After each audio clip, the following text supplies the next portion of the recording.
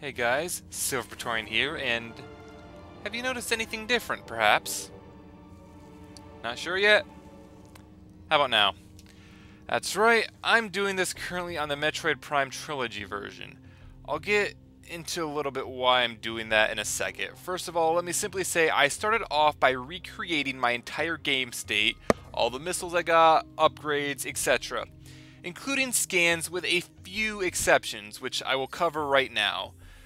One of which I believe is actually a missable scan, which I did not get.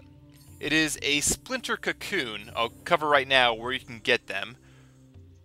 Right here in the industrial site, which is right after you come out of the underground GF complex, you'll find the splinters on the walls here, which will pop out right here.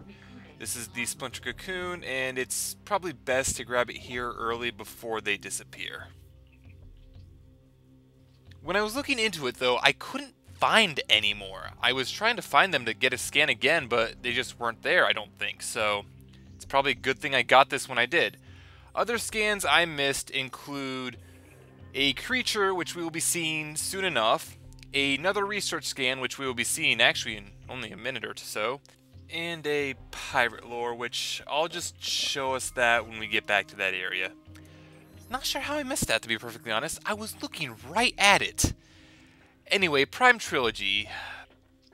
I got this a few days back because my Prime 3, the Corruption, it was taking an eternity to load everything. I'm pretty sure the disc was damaged, things just weren't working out for me, and I was considering playing through it again on normal. To alleviate that problem, I decided simply to get the trilogy, since it includes Prime Corruption in addition to the other two. If we drop down here, we will also run into a optional boss. I'll talk about him for now. This is the Dark Missile Trooper. He is, like I said, an optional boss, nothing too important overall. He will try to shoot missiles at you. You can dodge fairly easy. You just want to shove super missiles at him, and he will be a real easy boss to defeat. In theory, I shouldn't even take any damage from him. In theory. And I took no damage from him. The reward for killing him, however, is getting a missile expansion. Note that, like most bosses, he is a missable scan. Be sure to get it. Now then, one scan I missed would be a door like this right here. This is a Mark 6 Federation gate, which we've got the Mark 7 before, which are those huge ones which are made of Denzian. Funny enough, the Mark 6, which you would suppose would be worse than the Mark 7, is actually indestructible to everything we have, to my knowledge. Actually, can we destroy it? Let me super missile. To my knowledge, it is indestructible to everything we have, so I find it funny that the Mark 6 can be the Mark 7 can be destroyed while the Mark 6 can't.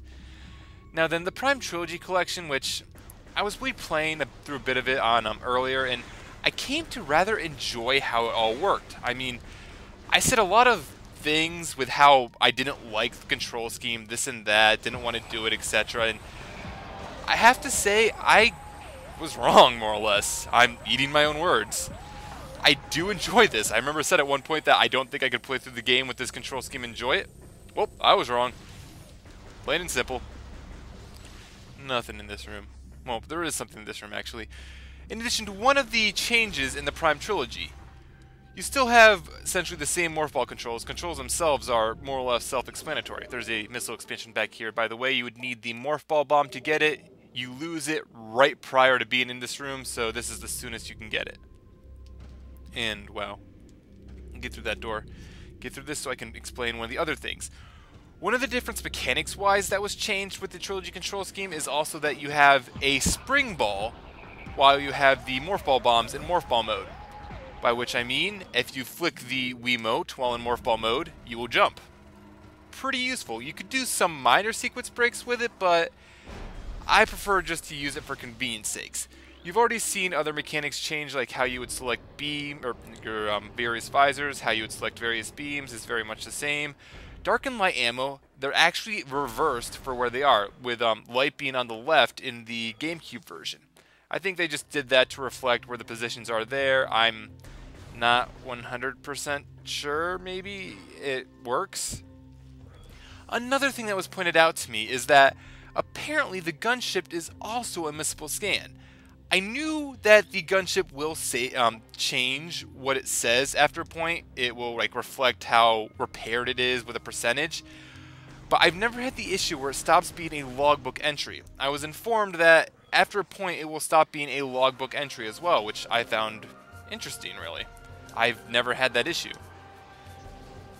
We jump up in here and we will see that in the previous video, when we boost balled across to get the Seeker Missile, there was this room. If you fall down, this is where you end up. There's nothing too special about it. It is our way back to this room, however.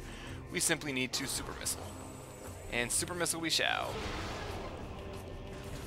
Which brings us back into this room where we can keep going.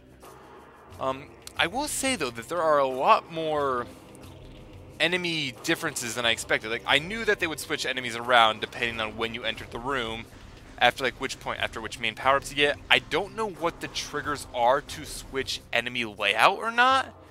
That would require a bit more knowledge on my part, which I simply don't have. I'm sure there's someone who has done the research and would be able to tell you, but I'm not that person. So at this point, we just need to return to the Torvus Bog with the Seeker Missile in hand. The Seeker Missile is required to advance to the next power-up, which, like every power-up, is required to advance to the next power-up. I'll point out exactly where we need it, and in truth, this next area we're going to is kind of annoying. If you recall, the hologram mentioned something about a flooded portion of the temple. That's where we're going now. And we will essentially be going through every flooded room in this game before getting the gravity suit equivalent. One thing I don't like. Say, Prime 1, you are able to go through... You'll see a few rooms where you could use the gravity suit before getting it, but not too much. And there are rooms in other parts of the game which will have it, which would like be flooded, and you could use the gravity suit before, like after you get it. You wouldn't be able to run into them until after you get it, and power-ups you would get from it. In this, you essentially see every flooded room in the game. Granted, they are all in this zone. I don't think there's water in any other, not in any appreciable capacity in any other zone in the game. So every bit of water that you would need is in this room, or in this zone. So once, if you're not in the Torvus Bog, the gravity suit equivalent isn't that useful for you. I don't really like that. Especially since the gravity suit equivalent has one other feature, which is nice, and they could have made a lot more use out of it, but they didn't, and we should see what that is. And are those Gretchens trying to shoot me? I don't know. We created through vigilance and strength, we created peace. I almost read that as violence. Vigilance makes more sense. Could have gotten this after we got the Super Missile. All that's here is the map station, which will point out the area I'm talking about being the flooded temple. We've already explored more or less the rest of the Torvus Bog, so all that remains is that subterranean area, the flooded temple, which we're going to right now. Fun. Of course, that being all the way down here. This being the flooded temple, which is a fun area to be in. I'll be checking those areas out over there as well, but for now we're just headed mainly into the flooded temple. There's just... we don't really need to go the upper path. Come on. Come on. At times I will get the issue, which I've complained about this, and I consider this a legitimate complaint, where the sensor bar will lose track of the pointer, which I still feel that's a legitimate complaint. It's not that terrible. It's like, yes, it's annoying, granted, but it's not that terrible. Well, while we're in the area, I'll head over here and through this Seeker Missile door. There's nothing vital behind this door. I'm just gonna get it to point it out. Blow those up, get in here, and we will locate a side Vader. Since it's not an elevator, it doesn't go up and down really. It goes to the side to the Argon Wastes. Not exactly vital we go through there currently. I'm sure there's a power-up we could get there right now, but we'll have to go back there later regardless, and I would rather... I can make this. I know I can make this. Yep, I know I can make this. And so we'll go back there when we need to return there at a later date and get the power-ups that are there. This will, of course, mean that we're going to be lacking a few nice upgrades for a while, but it's nothing too spectacularly important. Yep, this elevator will take us down to the flooded portion. Side note, you can't shoot through these, you can't jump through these. Not 100% sure why. I've also mentioned before about the enemy layout in a room changing as we go enter it at different times. This room here is a great example of it. I'll point out more of that later. First of all though, up here in the ceiling, these are known as Preed. One of the scans I got, which I didn't get previously, are known as Dark Preed, the dark version of these. We'll actually run into those in this area itself, so I'm not too concerned with that. I'll show that off then. That's where we're going to go currently. There's a missile upgrade there. One thing about this room is our goal is to raise up this center platform here where this kinetic orb cannon is. I should also scan these things. These enemies are blogs. They're essentially armored sharks. You can only hurt them in the mouth. They are kind of annoying. But we want to raise this thing here, which is held fast by these 3 locks. So what we have to do is we have to find terminals which will release the locks. Here's the first terminal which we can get to and scan. Get over here, avoid the blogs.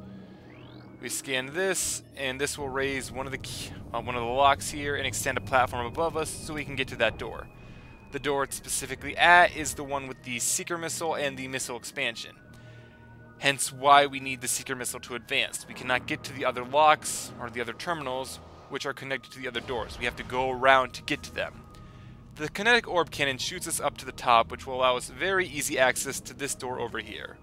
This door contains simply a save station. I'm just going to save real quick since saving kind of useful. Just a little bit. Have I mentioned I've played this section more times than I care to admit? I had a hour-and-a-half session corrupted, which I was not happy about. And then, right before I started this session right here, I did another, just a 20-minute session doing this exact same bit right here, which also got corrupted. However, that second session was only 20 minutes, and I believe I've seen the issue for my corruption, so hopefully I'll have that solved and I won't have to worry about it, and I can pray a little. Pray a lot. I should pray a lot. I like to pray a lot. Praying a lot does pretty good things for me. Destroy that, and we can jump. Samus, jump. Get up through here. Now, the outer portion of the flooded temple is made up of 3 rooms connected by like a little hydro tube, which we can connect, which we'll see once we get through here, and all that connected to the center passageway itself. That doesn't look very good for us. We should look into this. Remember how the game gave us a 25% scan completion for Dark Samus when we only had 1 scan and there were no more scans there? Here's why. We're not done fighting her. Thankfully, we don't have to fight her here. That was a pretty good evil laugh as well. Thankfully, we don't have to fight her here, granted. There are, like, there's no boss the game forces you to fight without having the gravity suit analog, or the gravity suit equivalent, word I'm looking for. Down here, there are things that we could do, but we need to kill these blogs to power a thing. Why these blogs control this thing with their life, I don't know. I wish one would charge me. I wish one that would charge me would be in my sight. Maybe I need to piss them off. Not like that. I find it easier at this point to kill them like this without being locked on. Like, granted, it takes 2 charge shots. But just waiting and waiting for them to charge and then aiming right before they impact.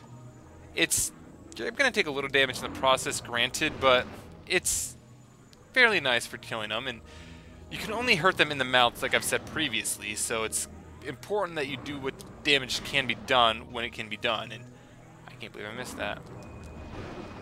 Killing both of those, though, energizes that spinner device for I don't know why.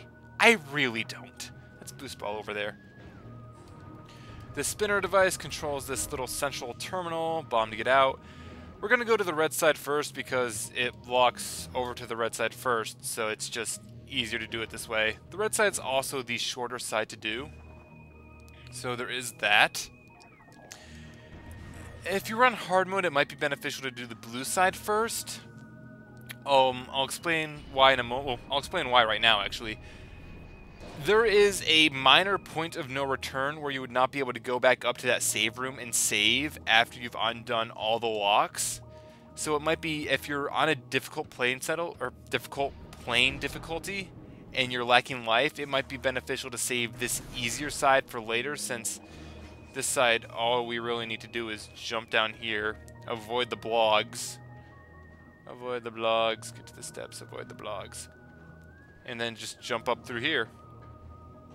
There's more stuff we can do in this room, but we lack the resources and the means to do it, just like we lack the resources to get through this door here. We won't really be able to go through that door for a very long time. You are a scan. You are a key bearer. Key bearer.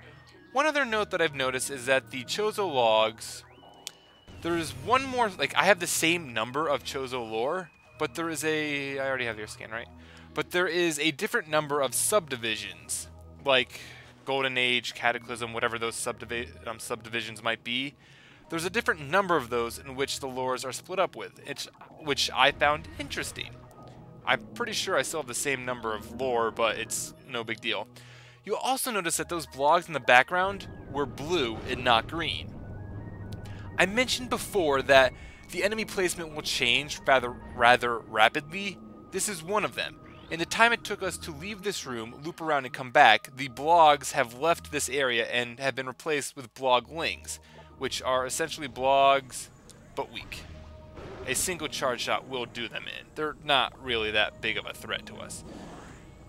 Now then, I'm just going to save now and make sure this didn't get corrupted, and mainly just see how this video works out in general. I'm seriously considering playing the rest of the game in the Prime 3 trilogy with this control scheme. I've remade my entire save file up to do just that. But I just want to get this video out now so I'd have something up, because it's been a while since I've done something. I'm going to save now and leave it off at that. We've gotten like 3 missile upgrades, we've gotten most of the way to our next main power-up, and shown off the Prime Trilogy collection for a little bit now. That's good enough for now. I'll see you guys all next time when we get the next main power-up. See you guys all then. Later.